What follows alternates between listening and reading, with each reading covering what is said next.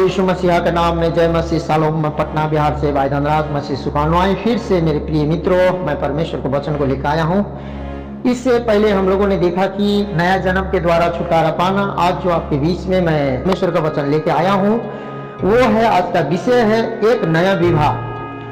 एक नया विवाह रोमियो 7 का 1 से 4 में इस प्रकार से लिखा है, हे भाइयों, क्या तुम नहीं जानते, मैं व्यवस्था के जानने वालों से कहता हूँ कि जब तक मनुष्य जीवित रहता है तब तक उस पर व्यवस्था की प्रभुता रहती है। क्योंकि विवाहित स्त्री व्यवस्था के अनुसार अपने पति के जीते जी उससे बंधी है, परंतु यदि पति मर जाए तो वह पति की व्यवस्था से छूट गई। इसलिए यदि पति के जीते जी वह किसी दूसरे पुरुष की हो जाए तो व्यभिचारिणी कहलाएगी, परंतु यदि पति मर जाए तो वह उस व्यवस्था से छूट गई। यहाँ तक कि यदि किसी दूसरे पुरुष की हो जाए तो भी व्यभिचारिणी न ठहरेगी। तो हे मेरे भाइयों, तुम भी मसीह की देह के द्वारा व्यवस्था के लिए मरे हुए बन गए कि उस दूसरे के हो जाओ जो मरे हुओं में से जी उठा, ताकि हम परमेश्वर के लिए फल लाएं। प्रेरित पौलुस कहते हैं कि विवाहित दंपति अपने विवाह के संबंध में उस समय तक बंधे हुए होते हैं जब तक वे दोनों जीवन साथी जीवित रहते हैं। मेरे प्रिय मित्रों, यह तभी संभव है जब कोई एक जीवन साथी को मृत्यु हो जाए, तब जीवित है, वह दूसरा विवाह करने के लिए स्वतंत्र है। यह तब ही संभव है जब कोई एक जीवन साथी को मृत्यु हो जाए, तब जीवित है, वहां दूसरा विवाह करने के लिए स्वतंत्र है। दोनों में एक जीवन साथी उस विवाह को तोड़ने के लिए चाहे कुछ भी प्रयास क्यों न कर ले, वे हर हाल में उस समय तक एक दूसरे से बंधे हैं जब तक किसी एक की स्वाभाविक मृत्यु न हो जाए।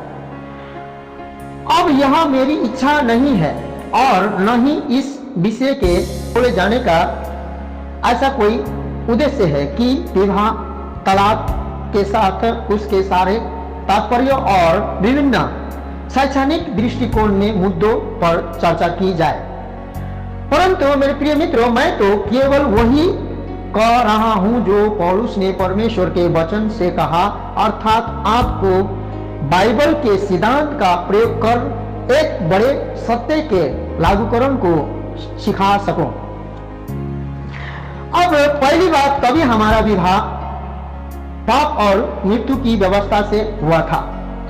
दूसरी बात, हम उस रिश्ते से उस समय तक बंधे हुए थे जब तक हमारा नया जन्म। तीसरी बात, अपनी योग्यता या अपने कार्यों के द्वारा हमारे लिए उस रिश्ते से मुक्त हो पाना असंभव था। चौथी बात, हमारा पुराना मनुष्य तब प्रभु यीशु मसीह के साथ क्रूस पर मर गया। पांचवी बात, जब मसीह मुर्दों में से जी उठा तब हम भी उसके साथ जी उठे। हम अपना पाप और मृत्यु की व्यवस्था से छूट गए और दूसरा विवाह करने के लिए अर्थात प्रभु यीशु के साथ जुड़ने के लिए था विवाह करने के लिए स्वतंत्र किए गए। गलतियों 2 का 19 से 21 में इस प्रकार से परमेश्वर के वचन बताती है, मैं तो व्यवस्था के द्वारा व्यवस्था के लिए मर गया कि परमेश्वर के लिए जीऊं। मैं मसीह के साथ क्रूस पर चढ़ाया गया हूं और अब मैं जीवित ना रहा, पर मसीह मुझ में जीवित है। और मैं शरीर में अब जो जीवित हूं तो केवल उस विश्वास से जीवित हूं जो परमेश्वर के पुत्र पर है, जिसने मुझसे प्रेम किया और मेरे लिए अपने आप को दे दिया। मैं परमेश्वर के अनुग्रह व्यर्थ नहीं ठहराता, क्योंकि यदि व्यवस्था के द्वारा धार्मिकता होती तो मसीहा का मर व्यर्थ होता। मेरे प्रिय मित्रों, गलतियों 2 का 19 से 31 में मृत्यु का अर्थ है अलगाव। जब मसीह हमारे बदले क्रूस पर मरे तब हम पाप और मृत्यु की व्यवस्था से अलग किए गए। जब वह मरे हम मरे। प्रभु यीशु ने कहा यूहन्ना 12 का 24 में, आइए हम इस पद को पढ़ते हैं, मैं तुमसे सच सच कहता हूं कि जब तक गेहूं का दाना भूमि में पड़कर मर नहीं जाता वह अकेला रहता है, परंतु जब मर जाता है तो बहुत फल लाता है। यूहन्ना 12:24 के अनुसार पवित्र शास्त्र के इस वचन में प्रभु यीशु क्रूस पर चढ़ाए जाने से ठीक पहले स्वयं के विषय में कह रहे थे। मेरे प्रिय मित्रों, प्रभु यीशु मसीह ने कहा, इससे पहले कोई बीज फल उत्पन्न करे उस बीज का मरना आवश्यक है। और प्रभु यीशु स्वयं की तुलना बीज से करते हैं कि अपनी मृत्यु के द्वारा वे बहुत से फलों को उत्पन्न करा सके। जब एक गेहूं का दाना बीज भूमि में बोया जाता है और मर जाता है, तब वह अपने आप में संपूर्ण आनुवंशिक जीन रखता है, ताकि ठीक अपने ही तरह के सैकड़ों की संख्या में पुनरुत्पादित कर सके। यह एक तरह के पुनरुत्थान के द्वारा होता है। जब जीवनदायी जल भूमि में पड़ता है और मृत बीज उसके संपर्क में आता है, तब फिर से उस मृत बीज में जीवन उत्पन्न होने लगता है। यद्यपि इस बार वह एक नया स्वरूप धारण करता है, वह भूमि को चीर कर बाहर निकल आता है और बढ़कर एक गेहूं का पौधा बनकर सैकड़ों गेहूं के बीज दानों के उत्पन्न करता है। मेरे प्रिय मित्रों, उसने अपने आप को उत्पादन में एक ही दाना उत्पन्न नहीं किया, वरन अपनी ही तरह के कहीं एक सैकड़ों दानों उत्पन्न किए। जब यदि प्रभु यीशु मसीहा के क्रूस पर चढ़ाए जाने से पहले उनके हृदय के भीतर देख पाते, तब हम वह आपको और स्वयं को और संपूर्ण मानव जाति को देख पाते।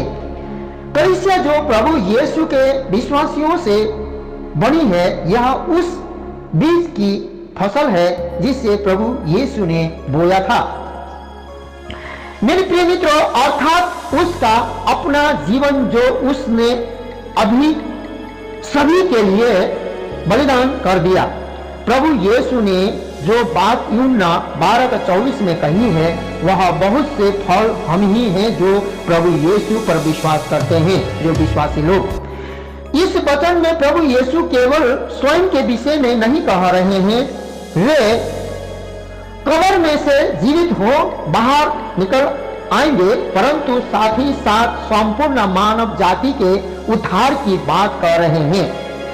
मेरे प्रिय मित्रों, और उसमें आप और हम सम्मिलित हैं। प्रभु यीशु स्वयं के साथ आपकी मृत्यु गाड़े जाने और पुनरुत्थान की बात कर रहे हैं। हम प्रभु यीशु की इस मृत्यु को स्थापना मृत्यु कहते हैं। इसका यह अर्थ हुआ कि प्रभु यीशु हमारे स्थान पर हमारे बदली द्वारा या स्थानापन्न के रूप में मरे। जब प्रभु यीशु क्रूस पर मरे, तब उन्होंने सारे संसार के पापों को अपने ऊपर ले लिया और कब्र में गए। उसके बाद जब वे तीसरे दिन मुर्दों में से जी उठे, तब संपूर्ण मानव जाति जिसमें आप और मैं सम्मिलित हैं, प्रभु के साथ जी उठेंगे। हालेलुया, आमीन। 2000 वर्ष पूर्व स्वर्गदूतों ने उस कब्र के मुंह पर से पत्थर को लुढ़काया, जिसमें प्रभु यीशु की मृतदेह 3 दिनों तक रखी हुई थी। जब ऐसा हुआ, तब प्रभु कब्र में से जीवित हो बाहर निकल चुके थे और वह कब्र खाली थी। आप व मैं भी प्रभु के साथ मृतकों में से जिलाए जाकर कब्र में से बाहर आ गए। प्रभु इस तरह मृतकों में से जी उठे जैसे बीज में से अंकुर भूमि को चीरते हुए ऊपर निकल आता है।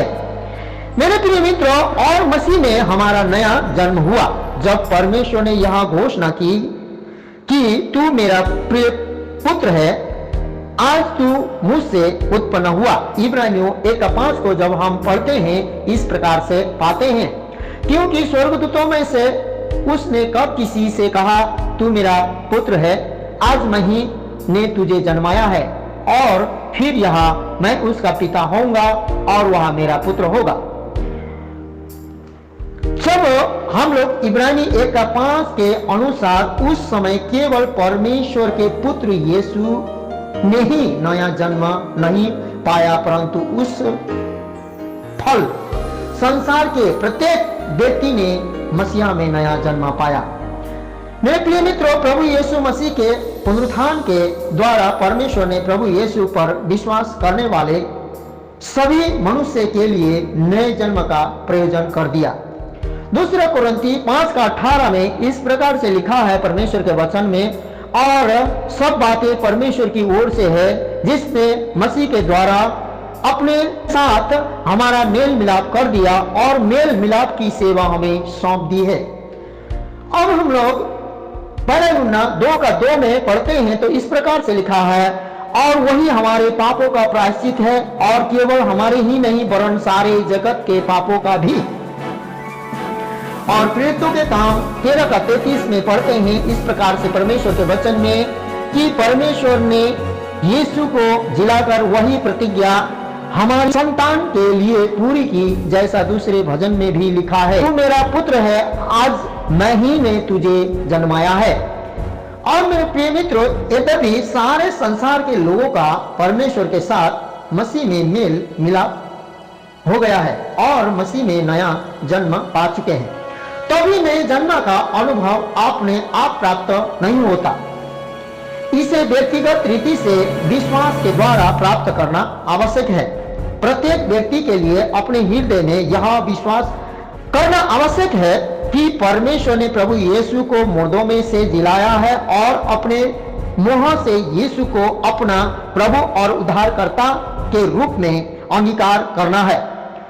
तभी संपूर्ण संसार में का कोई भी व्यक्ति विश्वास से उस नए जन्म को प्राप्त कर सकता है जिसे परमेश्वर ने अपने पुत्र यीशु के द्वारा उपलब्ध कराया है। प्रिय मित्रों, अपने पुनरुत्थान के द्वारा प्रभु यीशु ने सभी मनुष्य के लिए जो प्रभु पर विश्वास करेंगे उनके लिए नए जन्म का अनुभव प्राप्त करना संभव बना दिया।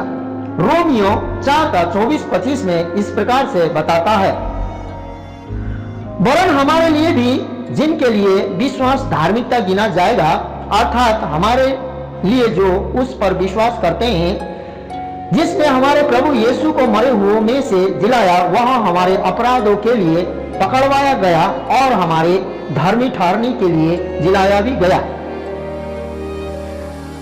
कुलुस्सियों 2:12 में इस प्रकार से परमेश्वर का वचन कहता है, और उसी के साथ 32 में गाड़े गए और उसी में परमेश्वर की शक्ति पर विश्वास करके जिसने उसको मरे हुओं में से जिलाया उसके साथ भी उठे। अब रोमी 4:24-25, कुलुस्सियों 2:12 जो हम लोगों ने पहले न पढ़ना का जो मतलब के बदले में के स्थान पर किसी का स्थान लेना वो होता है। अब आप मसीह बने तब वही सामर्थ जिसने प्रभु यीशु को मृतकों में से जिलाया वह आप में वास करती है। रोमियो 8:11 में इस प्रकार से परमेश्वर का वचन बताती है, और यदि उसी का आत्मा जिसने यीशु को मरे हुओं में से जिलाया तुम में बसा हुआ है, तो जिसने मसीह को मरे हुओं में से जिलाया वह तुम्हारी मरणहार देह को भी अपने आत्मा के द्वारा जो तुम में बसा हुआ है जिलाएगा। अब रोमी 8:11 के अनुसार प्रभु यीशु ने प्रत्येक के लिए उद्धार खरीदा है। प्रभु ने हमें हमारे पापों की कीमत चुकाने के द्वारा मुक्त किया, अर्थात पवित्र शास्त्र में जो बाइबल में रोमियो 6:23 के अनुसार पाप की मजदूरी मृत्यु है। हम इस अनंत मृत्यु दंड के योग्य थे, परंतु प्रभु यीशु ने हमारा स्थान लेकर हमारे बदले में स्वयं दंडित हुए और पूरी कीमत चुकाई तथा एक बार और सदा के लिए हमें मुक्त कर दिया। मेरे प्रिय मित्रों, प्रभु यीशु मसीह ने अपने मारे जाने, गाड़े जाने और मुर्दों में से जी उठने के द्वारा सारी मानव जाति के लिए उद्धार उपलब्ध कराया है, अर्थात यह उद्धार आपके लिए भी उपलब्ध है यदि आप विश्वास के द्वारा स्वीकार करें तो। इस अद्भुत सत्य को थाम ले। आदम के पाप के द्वारा जिन बातों को मनुष्य जाति ने खो दिया था, वे सारी बातें प्रभु यीशु मसीह के द्वारा मनुष्य जाति के लिए पुनः स्थापित की गई है। प्रभु यीशु मसीह के कारण निम्नलिखित बातें हमारे लिए पुनः स्थापित की गई है। पहली बात है जो पुनः स्थापित की गई है मेरे प्रिय मित्रों, परमेश्वर के साथ न्यायोचित सही स्थान लेना। दूसरी बात, परमेश्वर के साथ वार्तालाप करना, बातचीत करना। तीसरी बात, परमेश्वर के सामने निर्दोष ठहरना। चौथी बात, शैतान के ऊपर शासन अधिकार करना। मेरे प्रिय मित्रों, ये जो चार बातें हैं, परमेश्वर के साथ न्यायोचित सही स्थान लेना, और दूसरी बात है परमेश्वर के साथ वार्तालाप बातचीत करना। तीसरी बात है परमेश्वर के सामने निर्दोष ठहरना। चौथी बात है शैतान के ऊपर शासन अधिकार करना। हमारा एक नया स्थान है क्योंकि हम प्रभु यीशु के साथ मर चुके हैं, इसलिए अब हम हमारे उस पहले विवाह जो पाप और मृत्यु की व्यवस्था से हुआ था मुक्त हैं, और आत्मिक रीति से कहे तो हम मसीह के साथ जुड़ने या विवाह करने के लिए स्वतंत्र हैं। जब हम यीशु मसीह को अपने व्यक्तिगत उद्धारकर्ता के रूप में स्वीकार कर लेते हैं, तब हम अपने उस पहले विवाह से जो शैतान के साथ हुआ था कानून मुक्त हो जाते हैं, और हम हमारे प्रभु और उद्धारकर्ता यीशु के साथ कानूनी तौर पर नए विवाह संबंध में जुड़ने के लिए स्वतंत्र हैं। जुड़ने के लिए स्वतंत्रता है।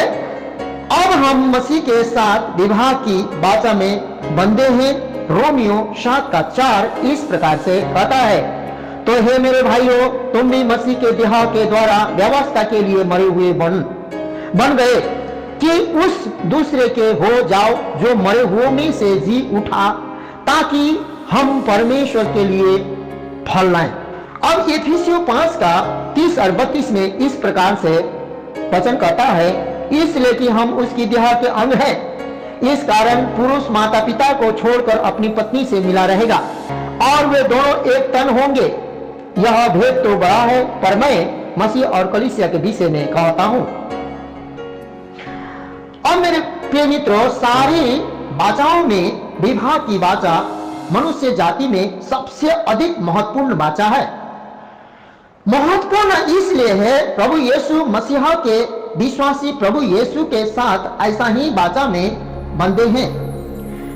पहला कुरिन्थियों 6:17 में इस प्रकार से लिखा है, और जो प्रभु की संगति में रहता है वह उसके साथ एक आत्मा हो जाता है। जो प्रभु यीशु मसीह के संगति में रहते हैं, यीशु और हम एक साथ और एक मन एक आत्मा हो जाते हैं।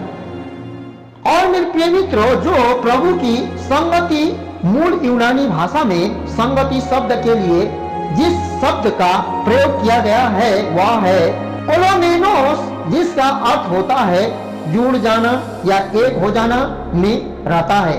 वह उसके साथ एक आत्मा हो जाता है। पुरानी वाचा में लोगों के भूतकाल के जीवन और पाप का प्रतिवर्ष स्मरण किया जाता था, परंतु प्रभु यीशु की हमारे बदली में बलिदान के रूप में मृत्यु के द्वारा हम व्यवस्था पाप व अपने भूतकाल के लिए मर गए। अब नई वाचा के तहत नए विवाह में हमारे आत्मिक पति प्रभु यीशु किसी भी तरह के हमारे पापों का या भूतकाल के जीवन का कोई भी हिसाब या खाता नहीं रखते। इब्रानियों 10:16-17 में इस प्रकार से लिखा है, प्रभु कहता है कि जो वाचा मैं उन दिनों के बाद उससे बांधूंगा या वह यह है कि मैं अपनी व्यवस्थाओं को उनके हृदय पर लिखूंगा और मैं उनके विवेक में डालूंगा।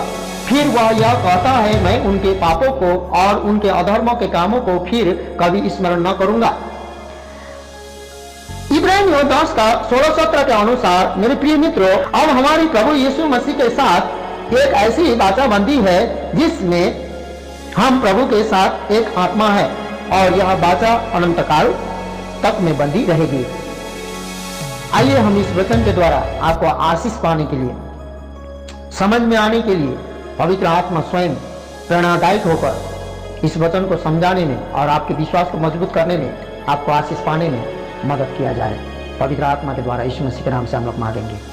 परमेश्वर पिता, आज हम प्रार्थना करते नासरत यीशु के नाम में, पवित्र आत्मा की शक्ति में जितने भी भाई बहन संतगण विश्वासीगण इस वचन को सुनते हैं, उनके जीवन में पवित्र परमेश्वर तेरा वचन रेमा होने पाए और उनके जीवन में आश्चर्य काम होने पाए, और ये वचन ऐसे व्यक्ति के पास पहुंचने पाए सच में जो प्रभु परमेश्वर वचन का जरूरतमंद व्यक्ति हो। यीशु मसीह के नाम से मांगते सुनिए।